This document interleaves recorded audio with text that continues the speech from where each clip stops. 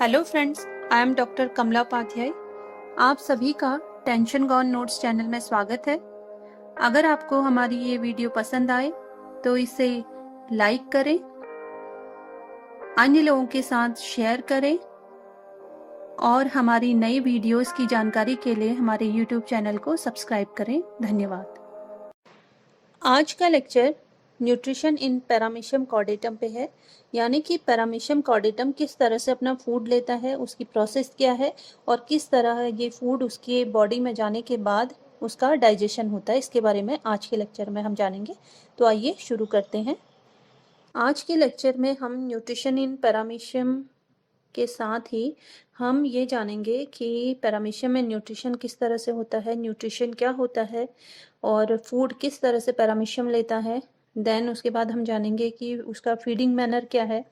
उसके बाद ये जो फूड वो लेता है अंदर, उसके लिए फीडिंग मैकेनिज्म क्या है और सिलेक्शन पाथ, रिजेक्शन पाथ के बारे में जानेंगे। इसके साथ ही हम जानेंगे कि जो फूड उसकी बॉडी में पहुंच जाता है तो उस टाइम पे ये फूड का रास्ता, यानी कि किन किन उसकी बॉडी के पार्ट से होते हुए ये फूड उसकी बॉडी में पहुंचता है। ओके। उसके बाद हम जानेंगे डाइजेशन एंड एसिमिलेशन, की फूड का डाइजेशन कैसे होता है और उसके जो प्रोडक्ट बनते हैं डाइजेशन के बाद उनका क्या होता है। ओके। उसके बाद हम देखेंगे इजेशन। ओके, तो चलिए नेक्स्ट सेगमेंट में बढ़ते हैं। चलिए पहले जानें कि न्यूट्रिशन क्या है।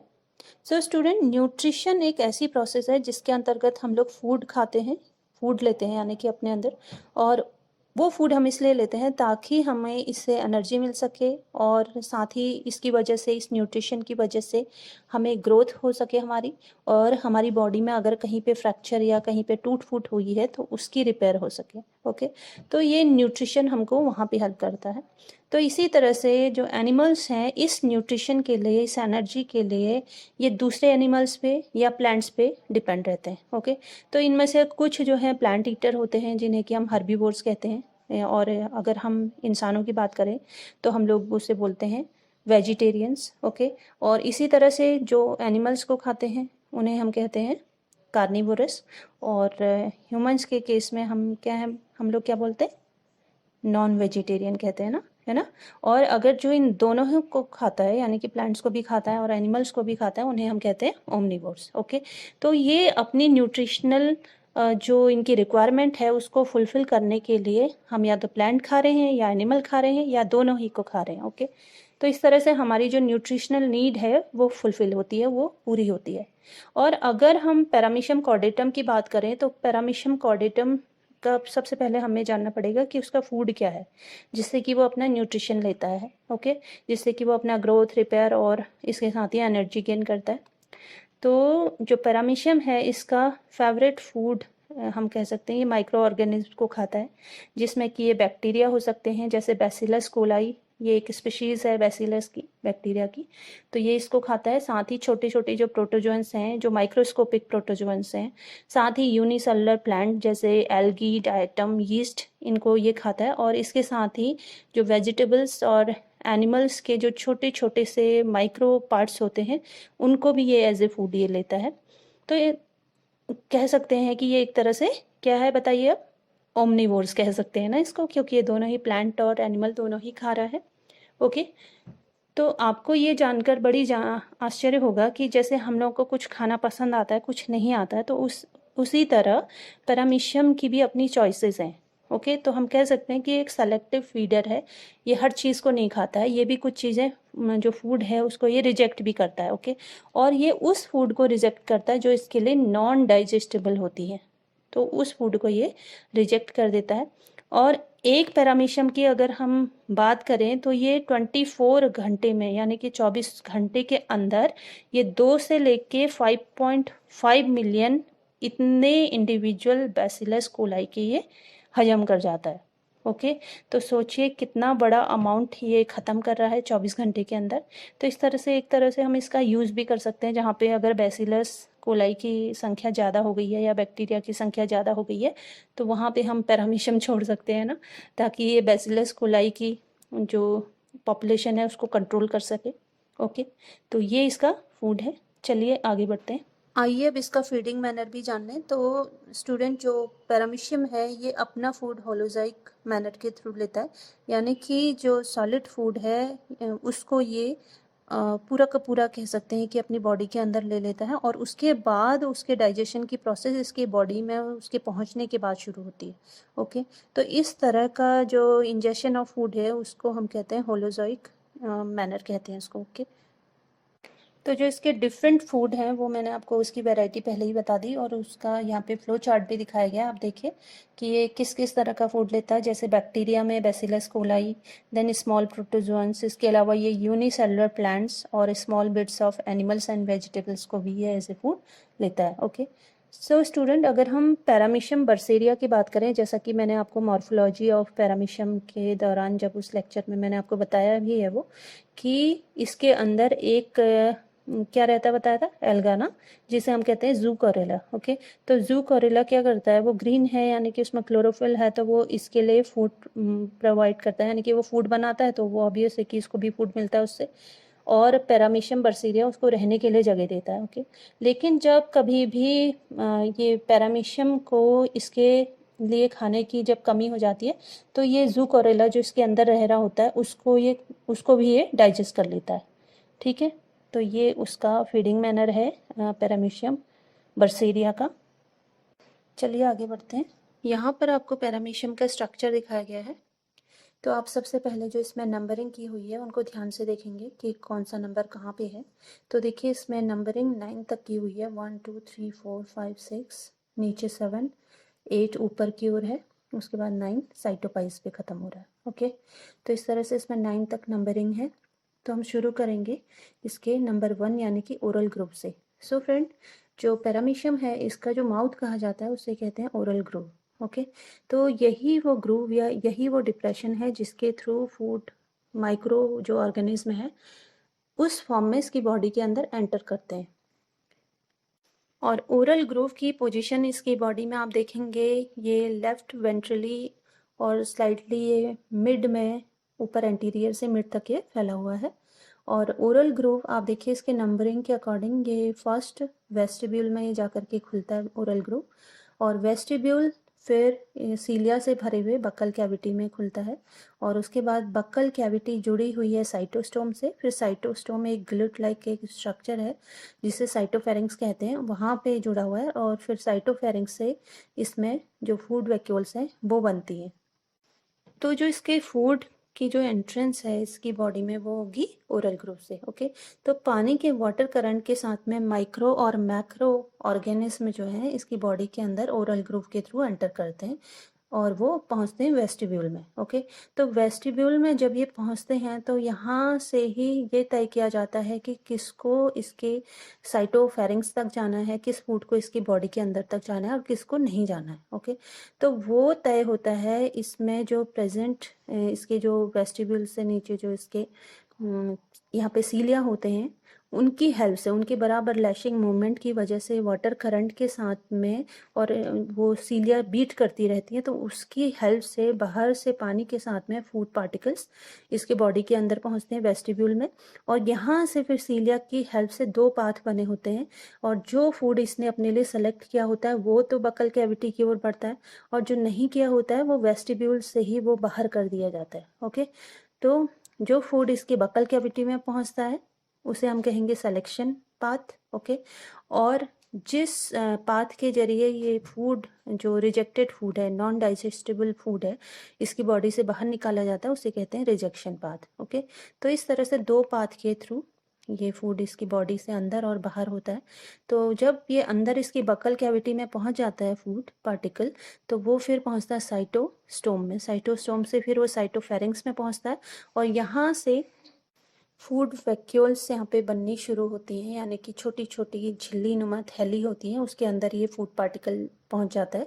तो इसीलिए वहाँ पे लिखा हुआ 7 पे देखिए फूड वैक्यूल्स, और उसके बाद ये जो झिल्लियाँ हैं, ये थैलियाँ फूड से भरी हुई, यहाँ से ये नीचे छूट जाती हैं। समझ लीजिए कि बैलून की तरह यहाँ पे वो फूलती हैं, और उसके अंदर फूड जब भर जाता है तो फिर यहाँ से वो पानी के बुलबुले की तरह आगे को बढ़ जाती हैं। ओके, तो ये जो फूड वैक्यूल्स हैं ये सबसे पहले ये पहुंचते हैं इसके पोस्टीरियर एंड पे, ओके, तो देखिए वहाँ पे लिखा भी है ऊपर, बिगर फूड वैक्यूल लिखा हुआ है।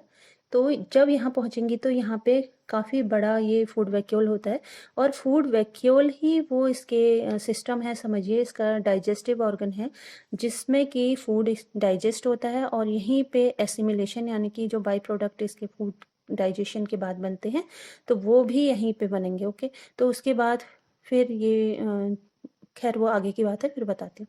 तो यहाँ पे ये जो है आपको दिख रहा है बिगर फूड वैक्यूल। फिर ये बिगर फूड वैक्यूल जो हैं, इसके जो एंडोप्लाज्म है उसमें पहुँच गए, वहाँ से फिर एक पर्टिकुलर पाथ को फॉलो करते हुए ये ऊपर की ओर बढ़ते हैं। ओके, तो पहले पोस्टीरियरली जाएंगे, उसके बाद ये फॉरवर्ड ऊपर की ओर ये मूव करेंगे, उसके बाद एंटीरियर साइड की ओर मूव करते हैं, फिर एबोरली इसके जो ओरल ग्रुप है उस साइड से मूव करते हुए, और जो फाइनली जो अनडाइजेस्टेड मैटर या फिर एक्सक्रीटा जो इन वेसिकल्स में भर जाता है या रह जाता है, वो फिर साइटोपाइस के थ्रू वो इसकी बॉडी से बाहर निकाल दिया जाता है।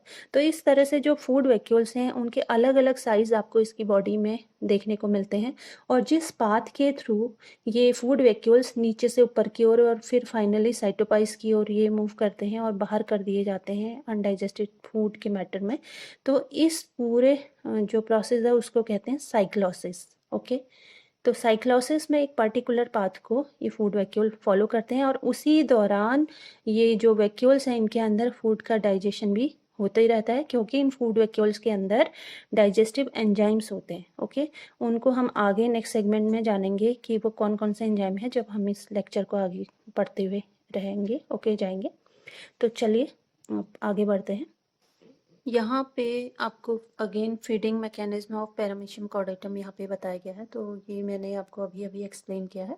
तो जैसा कि मैंने आप लोगों को बताया कि जो इसका माउथ है उसे हम कहते हैं ओरल ग्रूव। ओके, और पैरामीशियम इसी ओरल ग्रूव या इसी एपरेटस के थ्रू ये फूड को अपने अंदर लेता है। ओके, तो इसका जो पाथ था वो मैंने आपको बताया था, ओरल ग्रूव ये वेस्टिब्यूल के साथ कनेक्टेड होता है, उसके बाद वेस्टिब्यूल बक्कल कैविटी से जुड़ा हुआ रहता है। ये बक्कल कैविटी, इसमें बहुत सारी सीलियाँ होती हैं, उसी तरह वेस्टिब्यूल में भी होती है, और फाइनली जो साइटोस्टोम है ये बक्कल कैविटी उससे जुड़ती है, और साइटोस्टोम ओपन होता है साइटोफेरिंग्स में। ओके, तो ये जो है इसको सेल माउथ भी कहा जाता है, ये साइटोफेरिंग्स को, और यहीं से फिर नई फूड वैक्यूल्स या फूड वेसिकल्स बनती हैं। तो मैंने आपको जैसे पहले बताया कि पैरामीशियम एक सेलेक्टिव फीडर है, ये हर तरह के फूड को ये नहीं खाता है, जो फूड इसके पसंद का नहीं है या काफ़ी बड़ा है तो उसको ये रिजेक्ट कर देता है, या उसको अनडाइजेस्टेबल जो फूड होता है उसको भी ये रिजेक्ट कर देता है। तो इस तरह से इसकी बॉडी में जो ओरल ग्रूव है, जो वेस्टिब्यूल के साथ में जुड़ा हुआ रहता है, वहाँ पे काफ़ी सारी सीलियाँ होती हैं, तो सीलियाँ वहाँ पे दो पाथ बनाती हैं। ठीक है, एक पाथ जिसमें कि जो फूड इसने सेलेक्ट किया होता है वो, उसे हम कहेंगे सिलेक्शन पाथ, वो उस ओर बढ़ती हैं और वो तब बक्कल कैविटी की ओर जाएंगी, और एक रिजेक्शन पाथ, ठीक है, जहाँ पे कि इसने जो जिस फूड को रिजेक्ट किया होता है वो रिजेक्शन पाथ की ओर बढ़ता है और वेस्टिब्यूल से फिर वो बाहर कर दिया जाता है। जो फूड इसने सेलेक्ट किया होता है वो सिलेक्शन पाथ के थ्रू वो फिर पहुंचता है बक्कल कैविटी में, फिर बक्कल कैविटी के सीलियरी मूवमेंट से फिर वो पहुंचता है साइटोस्टोम में, फिर साइटोस्टोम से फाइनली साइटोफेरिंग्स में। ओके, चलिए नेक्स्ट सेगमेंट की ओर बढ़ते हैं। यहाँ पर आपको माइक्रो फूड पार्टिकल्स किस तरह से पैरामीशियम की बॉडी में एंटर होते हैं वो दिखाया गया है। तो आप देखिए बाहर इस पानी दिखाई दे रहा है, पानी में आपको micro and macro food particles वहाँ पे दिखाई दे रहे हैं। तो यहाँ पे भी मैंने आपको नंबरिंग की हुई है आप लोगों को समझने के लिए, कि ताकि मैं जब इस फिगर को समझाऊँ तो आपको आसानी से समझ में आ जाए। तो देखिए नंबर 1 पे लिखा हुआ है ओरल ग्रूव, फिर 2 पे लिखा हुआ है water current with food particles, तो ये पानी में जो वाटर करंट के थ्रू, और +3 में देखिए वेस्टिब्यूल की जो लैशिंग मूवमेंट है या जो सीलिया है यहाँ पे उसके बीटिंग की वजह से पानी के वाटर करंट के साथ में मैक्रो और माइक्रो फूड पार्टिकल्स इसकी बॉडी में एंटर होते हैं। अब देखिए 3 पे जो वेस्टिब्यूल है वहाँ पे जो सीलिया बनी हुई है उसमें दो पाथ बने हुए, देखिए जो माइक्रो ऑर्गेनिज्म है वो तो सिलेक्शन पाथ की ओर जा रहे हैं, जो कि फाइनली फिर वो बक्कल कैविटी में पहुंचेंगे, लेकिन जो मैक्रो यानी कि जो बड़े फूड पार्टिकल्स हैं या जो जिस फूड को ये पसंद नहीं करता उस तरह का अगर फूड है, या जो फूड जो जिसे कि ये डाइजेस्ट नहीं कर सकता है वो है, तो उसको रिजेक्शन पाथ की ओर ये भेज देता है। तो सीलिया की हेल्प से इसमें दो पाथ बने हुए, सिलेक्शन एंड रिजेक्शन। ओके, तो स्मॉल फूड पार्टिकल्स जो हैं ये इसकी बॉडी में इसके बकल कैविटी की ओर वो बढ़ते हैं, और उसके बाद फिर वो बकल कैविटी से, जैसा कि मैंने आपको बताया कि वो साइटोस्टोम में पहुंचेंगे, उसके बाद फिर साइटोफेरिंक्स से वहाँ पे नई फूड वैक्यूल्स वहाँ पे बनती हैं और उनके अंदर ये फूड पार्टिकल्स पहुँच जाते हैं। ओके, तो इस तरह से इसके बॉडी के अंदर सिलियरी मूवमेंट के थ्रू फूड इसकी बॉडी के अंदर पहुँचता है, और जो इसका माउथ है जिसके थ्रू एंटर करते हैं उसे कहते हैं ओरल ग्रूव। इस सेगमेंट में आपको जो फूड है उसका रास्ता बताया गया है कि कहाँ कहाँ से होते हुए फूड कहाँ पे पहुँचता है इसकी बॉडी में। तो ये तो आप लोग अच्छे से समझ ही गए हैं कि सीलियरी मूवमेंट के थ्रू वेस्टिब्यूल में पहुँचते हैं फूड ओरल ग्रूव के साथ में। ओके, ओरल ग्रूव की हेल्प से, जो कि इसका माउथ कहा जाता है, और फिर सीलियरी मूवमेंट से वहाँ पे माइक्रो मैक्रो जो फूड पार्टिकल या अनवांटेड थिंग है वो उसमें से जो फूड ये पसंद करता है या माइक्रो फूड होता है उसको ये सिलेक्शन पाथ की ओर भेज देता है, और उसके बाद जो जिस फूड को इसको रिजेक्ट करना होता है वो रिजेक्शन पाथ की ओर जाता है। ओके, और इस तरह से फिर वो वेस्टिब्यूल से बाहर कर दिया जाता है, और जो फूड इसने सेलेक्ट किया होता है वो साइटोफेरिंक्स तक पहुंचता है। फिर वहीं से नए फूड वैक्यूल्स या वेसिकल्स बनते हैं जिनके अंदर ये माइक्रो ऑर्गेनिज्म भर दिए जाते हैं, और उसके बाद ये भरे हुए फूड से भरे हुए जो वेसिकल्स हैं वो नीचे वहाँ से कट जाती हैं या छूट जाती हैं, और तब हम इनको कहते हैं फूड वैक्यूल्स। और फिर उन इस तरह से हमने देखा था कि फूड वैक्यूल्स इस तरह से बनेंगे और फूड इस तरह से फूड वैक्यूल्स के अंदर भरा जाएगा। ओके, तो इस तरह 1 से 5 मिनट के अंदर जो है ये फूड वैक्यूल्स बनते रहते हैं, और ये डिपेंड करता है कि फूड सप्लाई कैसी है और कितना इसको फूड मिल रहा है, तो उस पर डिपेंड करता है इसके फूड वैक्यूल्स का बनना और इसका फीडिंग करना। ओके, या फिर इसका रेट ऑफ फीडिंग क्या है उस पर भी डिपेंड करता है फूड वैक्यूल्स का बनना। ओके, यहाँ पे way of food in paramecium's body ये दिखाया गया है कि फूड का रास्ता क्या है पैरामीशियम की बॉडी के अंदर जाने का, और वो कहाँ कहाँ पे पहुँचता है। तो अब तक मैं सोचती हूँ कि आप लोगों को अब तक तो रट ही गया होगा, इतने बार मैंने उसको कई कई तरह से अलग अलग तरीके से आप लोगों को समझा दिया है। तो फिर से अगर आपको रिवाइज करना है तो आप इस चार्ट के माध्यम से आप कर सकते हैं। तो जैसा कि मैंने देखो ऊपर लिखा हुआ है आउटसाइड फूड, फिर ये जाता है जो सीलियरी मूवमेंट है उसकी हेल्प से, उसके लैशिंग मूवमेंट की हेल्प से बाहर वाटर करंट की हेल्प से, प्लस अंदर ये सीलियरी मूवमेंट की वजह से वेस्टिब्यूल में। उसके बाद ये बकल कैविटी में पहुंचते हैं। ओके, यहाँ पे भी वेस्टिब्यूल प्लस बकल कैविटी की जो सीलिया हैं उनकी हेल्प से फिर यहाँ पे दो पाथ की ओर जाएगा, selection path and rejection path. और समझ लीजिए कि वेस्टिब्यूल से थोड़ा पूरा अंदर ये बकल कैविटी पे पूरा अंदर तक नहीं पहुंच जाएगा फूड। ओके, जहाँ पे वेस्टिब्यूल बकल कैविटी से जुड़ता है समझिए कि उस वाले रीजन से ये सीलिया की हेल्प से दो पाथ यहाँ पे बन चुके होते हैं। एक को कहेंगे सिलेक्शन पाथ, जहाँ पे कि जो फूड सेलेक्ट कर लिया जाता है वो सिलेक्शन पाथ की ओर बढ़ता है, और जो रिजेक्ट कर दिया जाता है रिजेक्शन पाथ की ओर बढ़ता है। और उसके बाद फिर वो अगर रिजेक्शन पाथ की ओर गया है तो वो वेस्टिब्यूल पे पहुंचेगा, फिर वहाँ से इसकी बॉडी से बाहर फेंक दिया जाएगा। और जो सेलेक्टेड फूड है वो इसके साइटोस्टोम में पहुंचेगा, फिर वहाँ से साइटोफेरिंक्स, फिर साइटोफेरिंक्स से फिर जो मेम्ब्रेनस वेसिकल्स हैं वो बनती हैं और उनके अंदर इस फूड को भर दिया जाता है। फिर वहाँ से ये फूड वेसिकल्स के फॉर्म में कट जाती हैं, वहाँ से उस साइटोफेरिंक्स से अलग हो जाती हैं, और उसके बाद वो सीधे पहुँच जाती हैं पोस्टीरियर साइड में एंडोप्लाज्म में। ओके, और उसके बाद उसका मूवमेंट तो मैंने आपको बताया था, उसे कहते हैं साइक्लोसिस। वो साइक्लोसिस की प्रोसेस फूड वेसिकल्स फॉलो करने लगती है। ओके, खैर वो आगे आएगा, फिलहाल आप लोग इतना याद रखिए। चलिए आगे बढ़ते हैं। यहाँ पर एक बार फिर से आपको फूड किस तरह से पैरामीशियम की बॉडी में किन किन बॉडी पार्ट्स से होते हुए इसकी बॉडी में पहुँचता है और किस तरह से वो बाहर फेंक दिया जाता है रिजेक्टेड फूड, तो वो यहाँ पे दिखाया गया है। तो इसको आप एक बार रिवाइज कर लीजिए और मुझे बताइए कि आप लोगों में से कितने लोग इसे कर पाए और सही सही इसका पाथ लिख पाए। तो मुझे कमेंट बॉक्स में लिख के ज़रूर बताइए। ओके, चलिए आगे बढ़ते हैं। अब चलिए नेक्स्ट प्रोसेस हम देख लें, डाइजेशन इन फूड वैक्यूल्स, यानी कि समझिए कि फूड पहुंच गया है इसके डाइजेस्टिव सिस्टम में, अब वहाँ पे उसका डाइजेशन होना है। तो मैंने आपको बताया था कि जो इसका डाइजेस्टिव सिस्टम है वो क्या है, बताया था मैंने आपको, फूड वैक्यूल्स, याद है? तो उसी में जो इसके जो डाइजेस्टिव एंजाइम्स हैं वो सिक्रीट होते हैं और उसी के अंदर फूड का डाइजेशन होता है, ये मैंने आपको बताया था। तो हम स्टार्ट करेंगे डाइजेशन की प्रोसेस जहाँ से कि ये फूड वेसिकल्स बनते हैं। ओके, तो आपने देखा था कि जो फूड वेसिकल्स हैं या फूड वैक्यूल्स हैं, ये साइटोफेरिंक्स से वहाँ पे बनते हैं और वहाँ पे इन पतली झिल्ली नुमा थैलियों के अंदर माइक्रो ऑर्गेनिज्म को भर दिया जाता है। उसके बाद वहाँ से वो कट के आपको मैंने बताया था वो एंडोप्लाज्म में पोस्टीरियर साइड में वो पहुँच जाते हैं। ओके, और एक पर्टिकुलर स्ट्रीमिंग मूवमेंट के थ्रू ये एंडोप्लाज्म में नीचे से ऊपर की ओर, फिर उसके एंटीरियर साइड, फिर उसके एबोरल साइड, उसके बाद फिर साइड उनका जो लास्ट जो जर्नी का एंड है वो साइटोप्रॉक्ट पे होता है। तो वहाँ पे जाकर के ये इनकी फूड वैक्यूल्स जो है इनकी जर्नी ख़त्म होती है ना। तो ये जो पूरी जो इसकी स्ट्रीमिंग या एंडोप्लाज्म में जो इसकी मूवमेंट है उसको हमने कहा था साइक्लोसिस। तो इसी साइक्लोसिस के दौरान ही मैंने आपको बताया कि जो फूड वैक्यूल्स है उसके अंदर फूड डाइजेस्ट होता है और साथ ही उसमें एसिमिलेशन की प्रोसेस भी होती है, यानी कि पहले डाइजेशन होगा, उसके लिए एंजाइम सिक्रेट होंगे, उसके बाद जो फूड से बाई प्रोडक्ट बनेंगे या जो न्यूट्रिशन इसको मिलेगा वो फिर एंडोप्लाज्म में डिफ्यूज़ होकर के इन वेसिकल्स की वॉल से डिफ्यूज़ होकर वो एंडोप्लाज्म में पहुंच जाता है।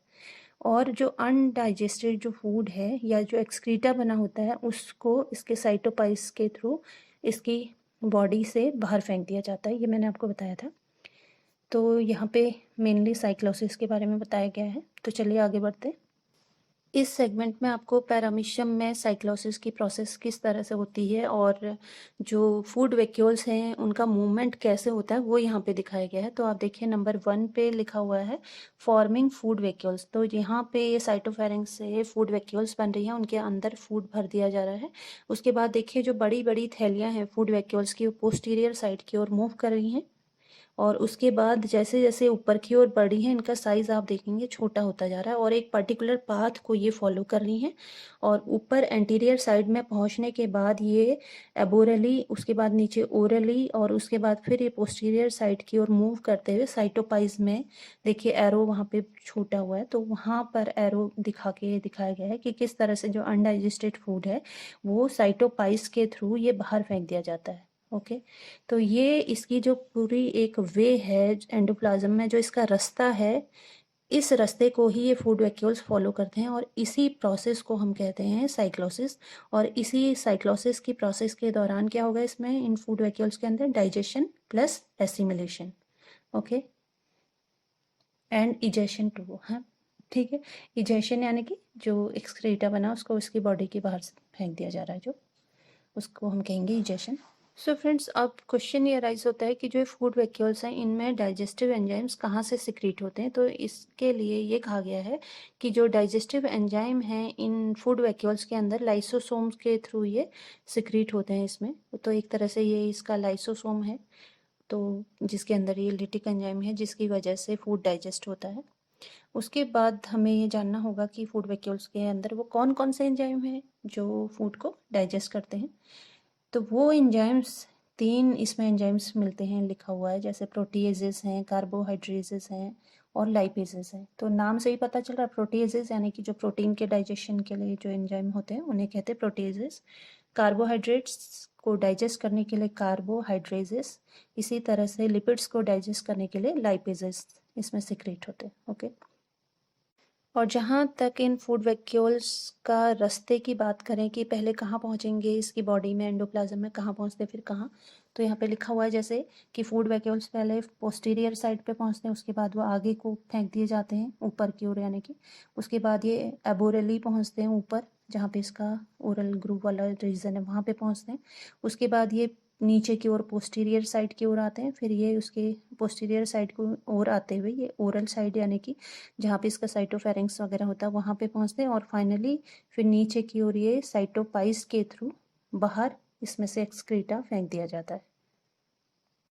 यहाँ पर आपको वे of food vacuoles in endoplasm एक फ्लो चार्ट के माध्यम से दिखाया गया है। तो जैसा कि मैंने आपको बताया कि फूड वैक्यूल्स बनेंगे साइटोफेरिंक्स से और वहाँ से सीधे पोस्टीरियर साइड में पहुँचेंगे, फिर पोस्टीरियर साइड से ये ऊपर की ओर मूव करेंगे यानी कि फॉरवर्ड, और उसके बाद जहाँ पे इसका ओरल ग्रूव है जस्ट उसके ऑपोजिट साइड में ये दिखाई देंगे, और उसके बाद ये जहाँ पे इसका माउथ है उस वाले रीजन से, माउथ हम किसे कहेंगे जिसका साइटोफेरिंक्स वगैरह जहाँ पे है, तो उधर नीचे की ओर ये पहले पोस्टीरियरली पहुँचेंगे, वो अबोरली से पोस्टीरियरली नीचे की ओर, और फिर नीचे की ओर आते हुए ये पहुँचेंगे ओरल साइड में। ओके, उसके बाद साइटोपाइस पे पहुँचेंगे और साइटोपाइस से इनके अंदर जो अनडाइजेस्टेड मैटर है उसको बाहर फेंक दिया जाता है। इसे आप एक बार यहीं पे जो फिगर आपको दिखाया गया है इससे आप साथ में आप इसमें देखते हुए आप इसको समझ सकते हैं और रिवाइज कर सकते हैं। सो स्टूडेंट्स, डाइजेशन की प्रोसेस जो कि इन फूड वैक्यूल्स के अंदर साइक्लोसिस की प्रोसेस के दौरान हो चुकी होती है, उसके बाद डाइजेशन प्रोडक्ट्स जो बनते हैं वो ग्लाइकोजन और फैट ग्लोब्यूल्स के फॉर्म में होते हैं, जो इन फूड वैक्यूल्स की वॉल से साइटोप्लाज्म की ओर वो डिफ्यूज़ हो जाते हैं और साइटोप्लाज्म में पहुंच के या तो वो स्टोर कर लिए जाते हैं या फिर इसकी जो दूसरी वाइटल एक्टिविटी है इसके जैसे ग्रोथ एक्सेट्रा, या जो भी इसको अपनी नीड है, एनर्जी की नीड है, उन सब में इसका यूज़ किया जाता है ग्लाइकोजन एंड फैट ग्लोब्यूल्स का। ओके, तो इस तरह से इसकी डाइजेशन एंड एसिमिलेशन की प्रोसेस कंप्लीट होती है। इसके बाद जो लास्टली इसके इस प्रोसेस का जो लास्ट है उसे हम कहेंगे इजेशन, यानी कि फूड किस तरह से इसने न्यूट्रिशन लिया, और न्यूट्रिशन का जो एंड है वो इसकी बॉडी में इजेशन के साथ में होता है, जब इन फूड वैक्यूल से जो डाइजेशन एंड एब्जॉर्प्शन की प्रोसेस है वो पूरी तरह से कंप्लीट हो चुकी होती है और फाइनली इन फूड वैक्यूल्स का साइज़ छोटा हो चुका होता है। तो ये अनडाइजेस्टेड जो रेजिडुअल मैटर है या जो एक्सक्रीटा एक तरह से कह सकते हैं वो बना होता है इन फूड वैक्यूल्स के अंदर, उसको इसकी बॉडी से बाहर फेंकना होता है और वो साइक्लोसिस की प्रोसेस के दौरान ही वो इसके एनल स्पॉट जिसको कि साइटोपाइज या साइटोप्रॉक्ट भी कहते हैं वहाँ पे पहुँच जाता है, और उसके बाद साइटोपाइस से ये फूड वैक्यूल्स वहाँ पे ये ओपन होते हैं और उसके अंदर का जो भी मैटर है वो बाहर सराउंडिंग में फेंक दिया जाता है। तो इस तरह से इसकी न्यूट्रिशन जो है पैरामीशियम में पूरा कंप्लीट होता है। ओके, तो ये जो पूरी प्रोसेस है इसको मैंने आप लोगों को कोशिश की है कि स्टेप बाय स्टेप आप लोगों को अच्छे से समझा सकूं। तो मैं आशा करती हूँ अभी तक जब तक कि ये लेक्चर एंड हुआ है तब तक तो आपको अच्छे से हर चीज़ इसकी याद हो चुकी होगी, अगर आपने ध्यान से अगर इसे सुना होगा और साथ में समझा होगा। ठीक है, तो खैर जो भी आपको कैसा समझ में आया या नहीं आया तो आप मुझे कमेंट बॉक्स में लिख करके ज़रूर बताएं। ओके, तो ये था आज का lecture, nutrition in paramecium. Thank you end of course stay safe. Okay, सब लोग अपना ध्यान रखिए। Okay, be safe. Thank you.